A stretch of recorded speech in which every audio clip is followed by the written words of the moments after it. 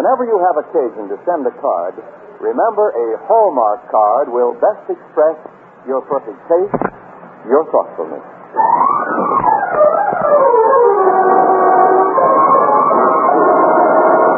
The Hallmark Charlotte Greenwood Show. And here she is, that lovable lady of stage, screen, and radio, Charlotte Greenwood.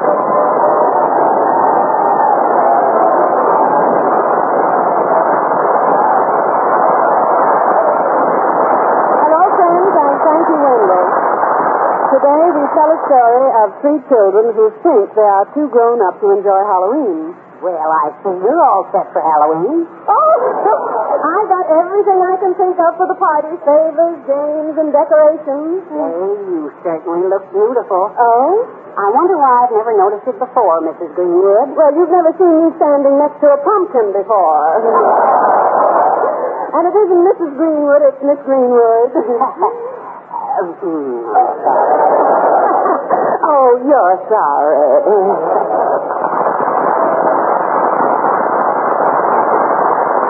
Yes, ladies and gentlemen, Charlotte Greenwood is brought to you this Sunday and every Sunday at this time by the makers of Hallmark greeting cards to remind you that whenever you want to remember someone, you'll find a Hallmark card that says just what you want to say the way you want to say it.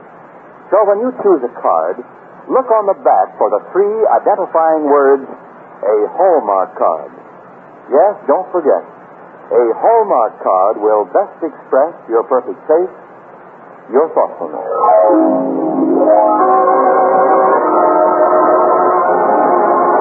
And now to the little town of Lakeview, where Aunt Charlotte is raising the Barton children, little Robert and teenage Barbara and Jack.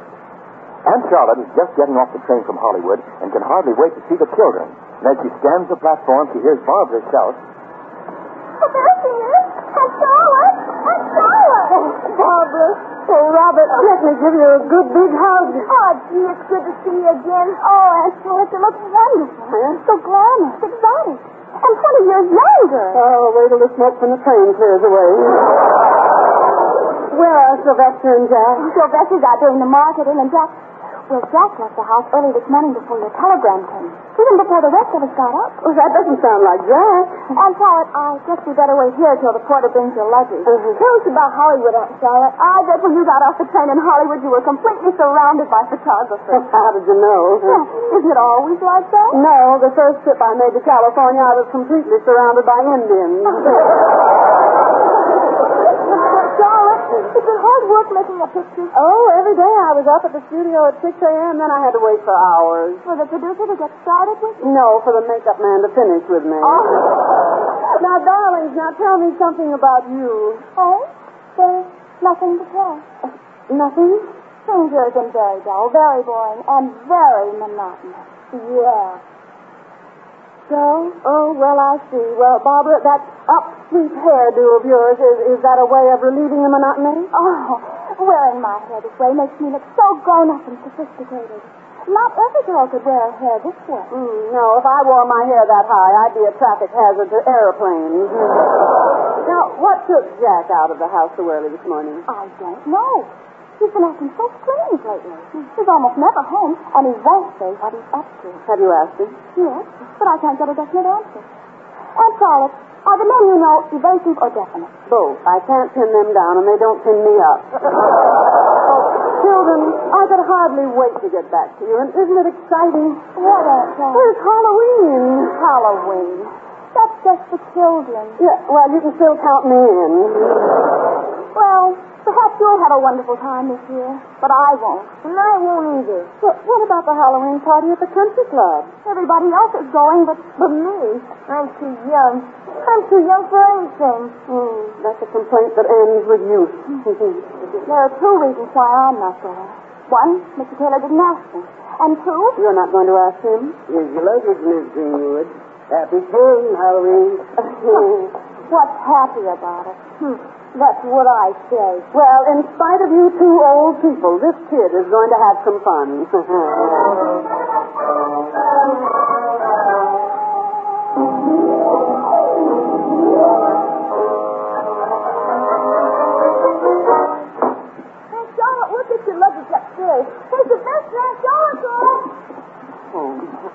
Val. Miss Greenwood. Welcome home. Oh, hello there, Sylvester. Oh, it's good to see you, Sylvester. Is Jack home yet? Jack? No. What is all this mystery? No, Miss Greenwood, no. Well, have you done anything about it? Yes. I've been wondering. That's nice.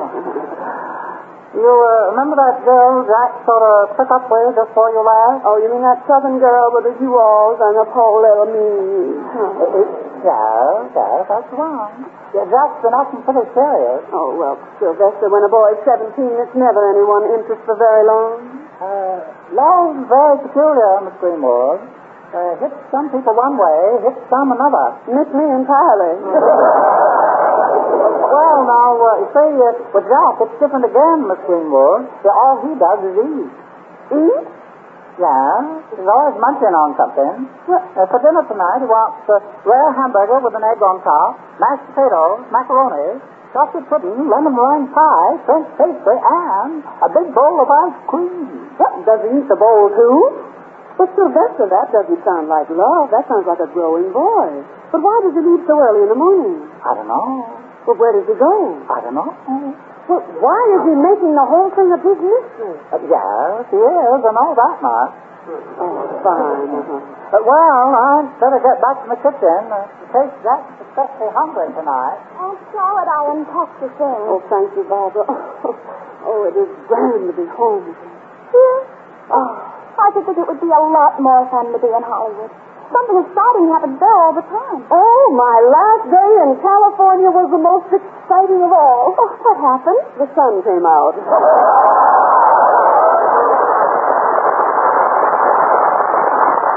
Oh, I just wish I were a movie star.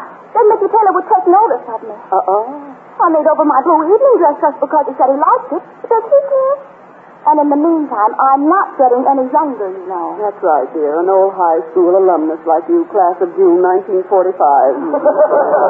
Well, let's face it, darling. It's a man's world. It was that way when I was a youngster, and I dare say that's the way it will always be. Now, Barbara, Mickey's head may be temporarily turned by some young flirt, but he'll wake up. He'll realize he needs a woman like you who's been through life and seen things. Someone he can turn to for advice, a woman of maturity and judgment. Well, wouldn't you think you'd know that by now? And invite me to the Halloween dance? Well, he could go with someone else. No. As long as Mickey hasn't asked me, I won't go at all. I'll just smile and hold my head up and pretend I don't care. Now, Barbara, darling, sometimes out of pride, people shut doors that are open to them without knowing what's on the other side of that door. They say, I'll have this or I'll have nothing. And by that, they limit the happiness that would otherwise come to them. Oh, Aunt Charlotte, if only Mickey weren't so wonderful. Every time I look at him, I simply melt. I'd love to be melted down and rebuilt. Oh, I'll go, Aunt Charlotte. Maybe it's Mickey. Maybe he's coming to ask me to the Halloween party. Maybe after all Oh, it's Gertrude Gleason. Hello, Barbara. Hello, Miss Greenwood. I'm so excited. I mean, I really... Someone invited me to the Halloween dance, and I mean, he's really someone. I mean, he really is. I mean, he's a fire. I mean, he's a mace. He called me his King of Hearts. Oh, Gertrude. I knew an ace once. Did he call you his King of Hearts? No, he's Ten of Diamonds. Ten of Diamonds? What's that? Beat Casino. Well, Gertrude, I'm glad you're not going to miss the Halloween party. But, Barbara, I haven't a thing to wear. And you said you weren't going to the party, and your blue dress. Well, it would look positively peachy-weechy on me. I mean, it actually would look peachy-weechy. What do you mean, peachy-weechy? That's Rocky. I see. That explains it. All right. I'll let you wear my blue dress. What do I care about a silly, childish Halloween party? I'll get it for you, Gertrude. Oh, thank you, Barbara. Oh, Miss Greenwood. Oh, Miss Greenwood. When we were in Hollywood, did you meet Van Dyson? I met him at the Brown Derby, and he asked me for a date. A date? Really? Yes, he was writing a check, and he asked me the date. Oh, Miss Greenwood, isn't it awful about Charlotte Gregory? Huh. Well, Jack perfectly promised to take her to the Halloween dance, and now he says he can't take her. And I mean, Janet's really broken-hearted. I think it's cruel the way Jack deserted Janet because of that southern girl, Clarabelle. I mean, it really is. I mean, it is ruin. But are you sure that's the reason?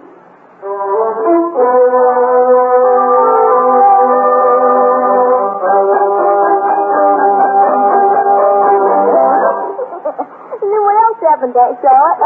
Well, Robert, then we all went down to the swimming pool, and first I sat and dangled my toes at the shallow end, and then I went in wading. You swam at the deep end? That's where I was wading.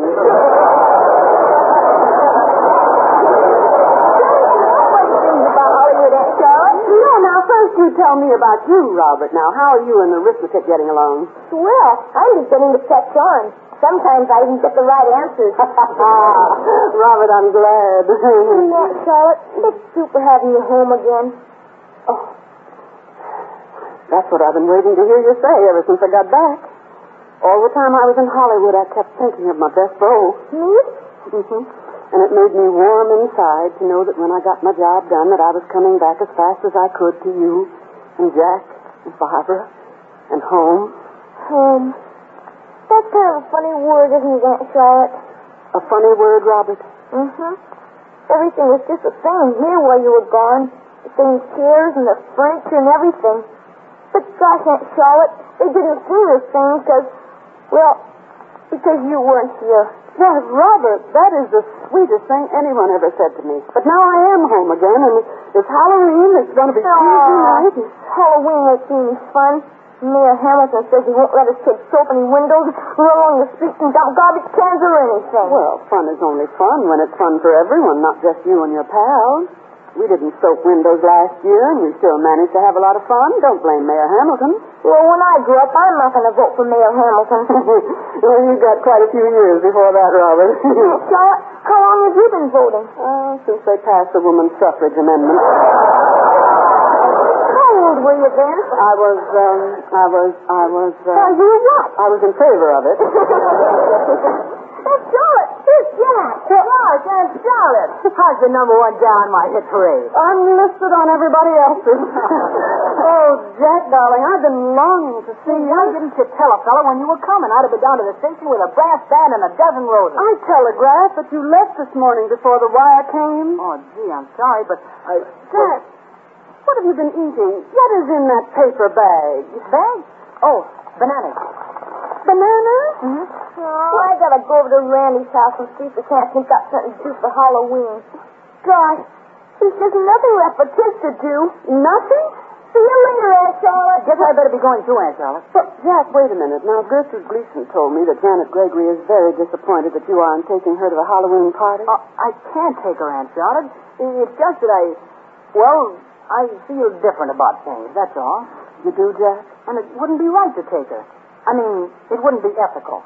When you've given a promise to someone... What sort of a promise, Jack? Gee whiz, Aunt Charlotte, weren't you young once? Yes, but once wasn't enough. Now, about that promise you made. I'll get her, Miss Greenwood. Oh, I'm going anyway. I'll get her, Sylvester. Excuse me, Aunt Charlotte. So long. Sylvester, how long has this mystery business been going on? Dunno, Miss Greenwood. Dunno. Only began to notice a short time ago. Well, Matilda Hamilton said a mother couldn't stay away from her children too long. Don't know what to do, Miss Greenwood. Don't know. Well, I know. As soon as Jack gets off that phone, I'm going to keep those wires hot myself. And Sylvester, we're going to have fun this Halloween if I have to ride a broomstick over the moon.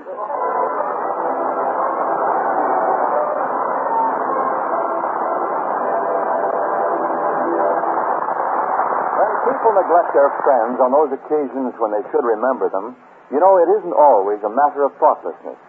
For often people are shy about expressing themselves. Somehow they can't seem to find the words to interpret what's in their heart.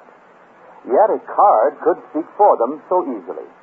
And at your Hallmark dealers, there's always a card that says just what you want to say, just the way you want to say it. Is there someone you know who is ill, perhaps facing many months in the hospital? Among your dealer's fine selection of Hallmark cheer cards, you'll find a card to convey your own comforting get-well message, or choose a gay, humorous cheer card. A Hallmark wedding card can help you in wishing happiness to the bride. your beautiful Hallmark card will bring your congratulations in perfect taste. And so it is with the best wishes you want to send on your friend's anniversary or when a certain bundle from heaven arrives. Yes, whatever the occasion, you'll find an appropriate Hallmark card. Make your selection this week. Hallmark cards are on display at America's finest stores. Remember, a Hallmark card will best express your perfect taste, your thoughtfulness. And now back to the Hallmark Charlotte Greenwood Show. Aunt Charlotte has hurried home from Hollywood only to find all three children behaving strangely and not looking forward to a happy Halloween. It's late afternoon. Aunt Charlotte has just completed the last of a long series of telephone calls as Sylvester enters. Miss Greenwood, here's Mrs. Hamilton to see you. Oh, hello, Charlotte. Oh, my, I'm glad you phoned me.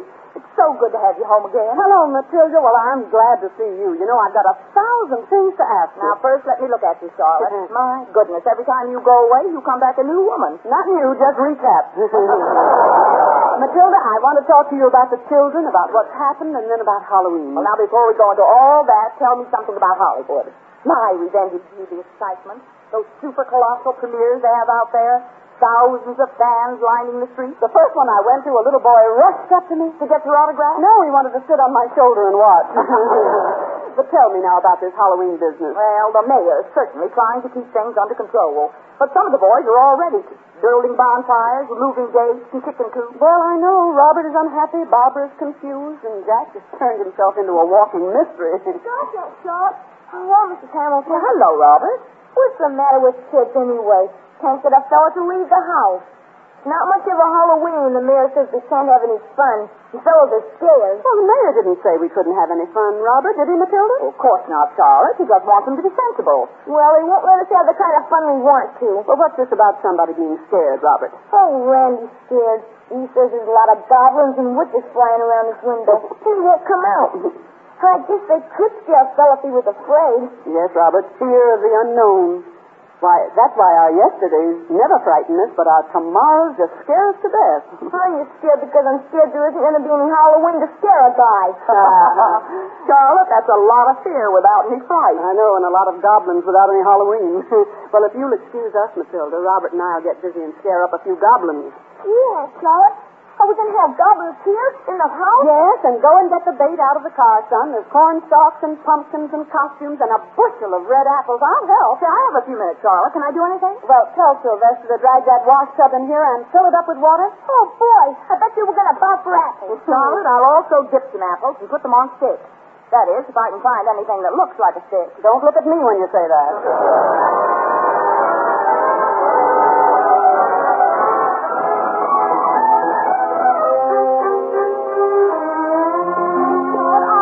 You all afternoon, but the line was busy.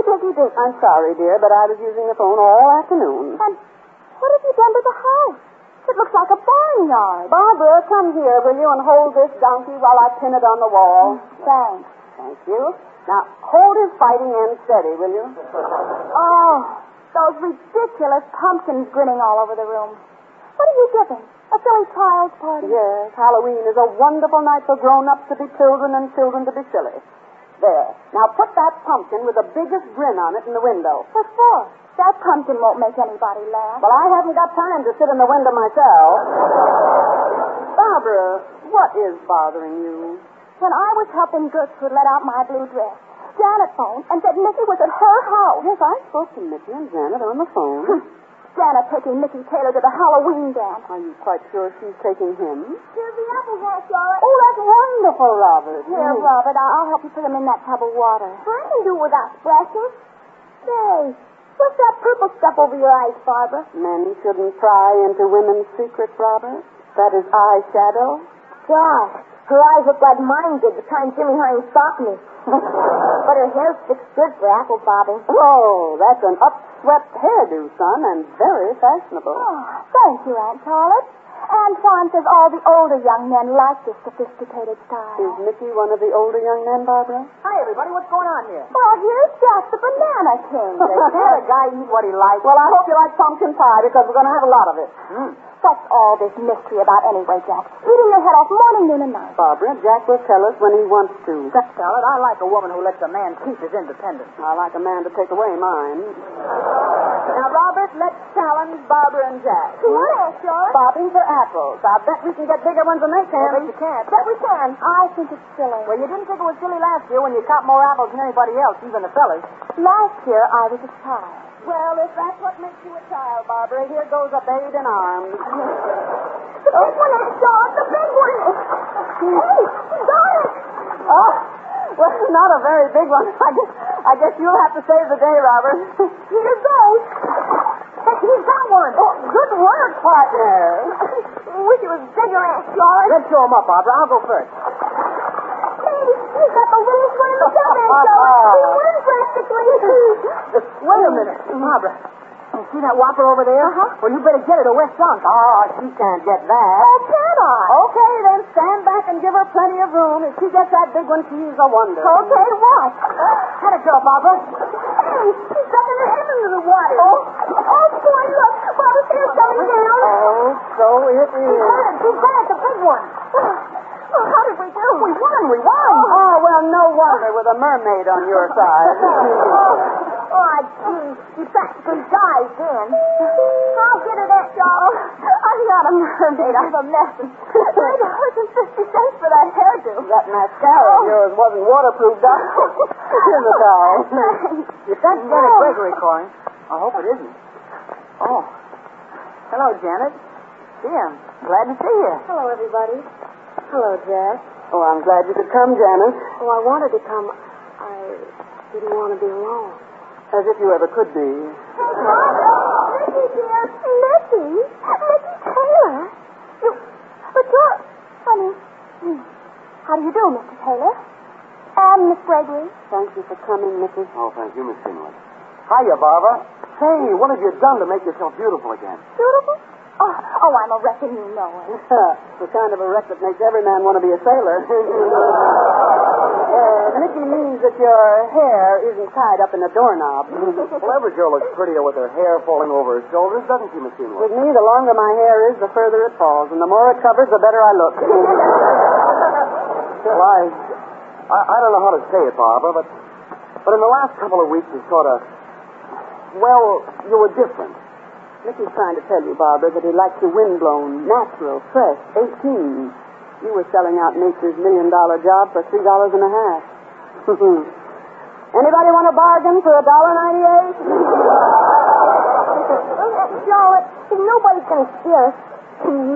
Sylvester has everything ready. I'll get it. Janet, light the candles on the table, and Jack, will you push back those chairs, and Barbara and Mickey bring on the refreshments. All right, Charlotte, here's Randy. His mother says thanks for looking after him. Oh, hello, Randy. You're just in time to grab a big prize out of that box. Miss Greenwood, I saw them. I saw them all around the house. Goblins and witches and everything bad. Oh, I understand, Randy. Now, do you think if I introduced you to a real nice goblin that you'd be afraid of him? There aren't any nice goblins. They're all out to kill you. They like to scare you. You come over here, dear. Now, close your eyes. Now, you let me put this costume on you. I'm not afraid of you, Miss Greenwood. No, Boy, girls are scared of everything, aren't they? The fellas aren't afraid of anything. Well, I've met a lot of them that were afraid of an altar. Now, Randy, hold out your arms, darling, while I put this over your shoulders. That's a boy. There. Now, what do you think you look like? I don't know what I look like, but I feel like me. You don't look like you. You really feel like you, Randy? Then I want you to look at yourself in this mirror. See? I look like a goblin. Yeah. What's inside that goblin costume? Why, you, Miss Greenwood. Uh-huh. And that's all that's inside of any goblin. A little boy like you, Randy. Because you put him there. That's all goblins are. Something we think up, something we imagine. We make them good and we make them bad. Because they only exist in our imagination. Most of us imagine all the things we're afraid of All the goblins in the world aren't strong enough to stand up under one ray of light. Gangway for the east. Come on, everybody, pile in. Jack, there's a stalk of bananas for you, boys. Oh, I guess I'd better concentrate on the donuts. They're fattening. Jack, will you go upstairs and weigh yourself? Weigh myself? What for, Aunt Charlotte? I have a hunch. Run along. Okay. Oh, gee, I'm glad I didn't go to the country club dance. This was a lot more fun. Oh, have some more cider, Missy? Oh, I can go for another donut, too. How about you, Janet? I'll go for more of everything. Ooh. Help yourselves. I guess those scales are right, Aunt Charlotte. I weigh exactly 135 pounds. How much did you weigh before you went on this heavy diet? Gosh, exactly 135 pounds. And I've been stuffing myself for 3 weeks. Jack, was that because you were afraid you couldn't make the football team? Well, I figured out if I weighed a little bit more and I was pretty husky, the coach would give me a chance. To be a shining star, a big hero? Gosh, everybody likes to be a hero. And like Barbara, like Randy, like Robert, you've been afraid. You were afraid, Jack, to let anyone know what you were doing. Because if you failed, you were afraid to let anyone know you were trying. Everybody would have helped you, but you were afraid to ask. Oh, I wasn't afraid of anything, Aunt Charlotte. Yes, you were, dear. You were afraid of the most precious thing a girl can have, your youth. You tried to be somebody else, and as a result, you weren't really anybody. And you, Robert, you were afraid that there wouldn't be any fun for Halloween. But it has been fun, Aunt Charlotte. So how's Miss Greenwood? Your fears were the only ghosts and goblins of Halloween. Miss Greenwood, here's a witch's costume.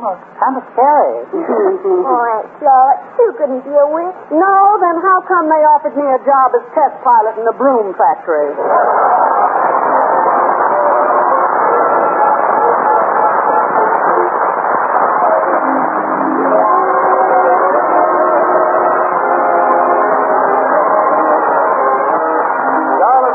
We'll be back in a moment.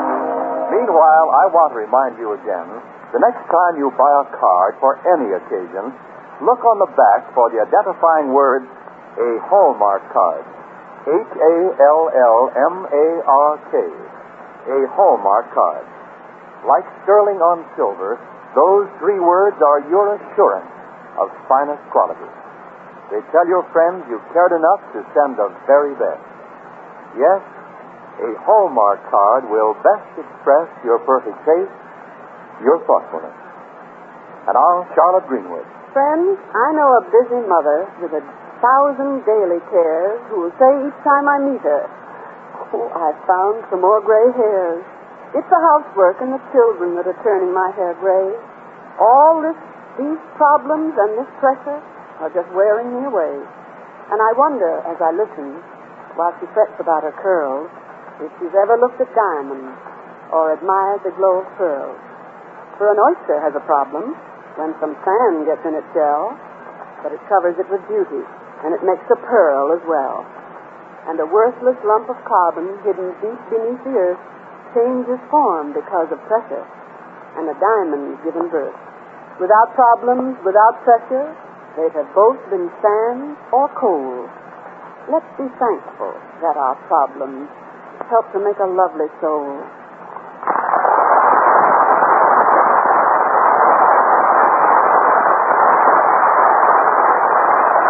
And now, until next Sunday at the very same time, this is Charlotte Greenwood saying, so long, friends, until we meet again. So long, neighbor, till next Sunday, I just say,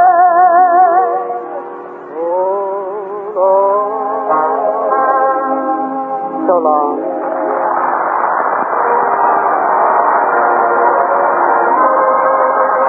The Hallmark Charlotte Greenwood Show came to you from Hollywood. This is Wendell Niles speaking. The professors played by Ian Wolfe.